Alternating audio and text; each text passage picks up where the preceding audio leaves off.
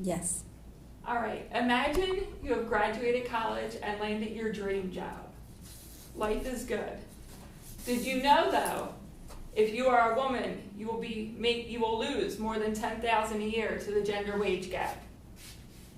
This means women will have less wealth, less resources for retirement, and less time to take care of their children at home. In fact, a man with a bachelor's degree will earn just as much as a woman with a master's degree. The wage gap increases over time. In fact, a woman will have to stay in the workforce 10 years longer than a man to earn the same amount.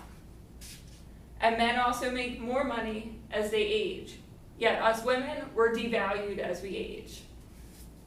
In fact, although women are seen as caregivers, when men become fathers, they earn more, while when women become mothers, they see a decline in their income.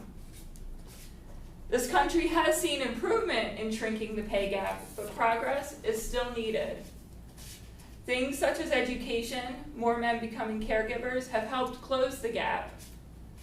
But there is still more improvement that is needed. In 2014, the pay gap shrunk to 78.6 cents for every dollar. The pay gap is larger the more money that is earned in a job.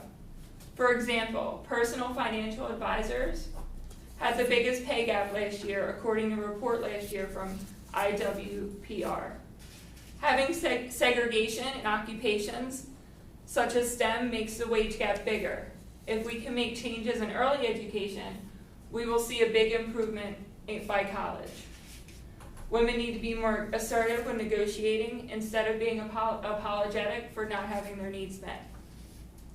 The issue of the gender pay gap has been overlooked for a long time. In fact, the last law that was passed in 1963.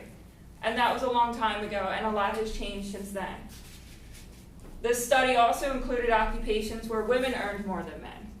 And those occupations were counselors, teachers' assistants, and food service workers. There are things we can do as a society to close the wage gap. The first thing we can do is start making women feel welcome in certain careers. Stop excluding them. We need to change as a society and start talking about the gender pay gap. I know about this because at my job, I'm not sure if there is a pay gap, but I wouldn't be surprised if there was, because I feel like the men do more physical labor. I feel like they're favored more. I feel like there's definitely more favoritism in men. They get away with more. They get in trouble for less.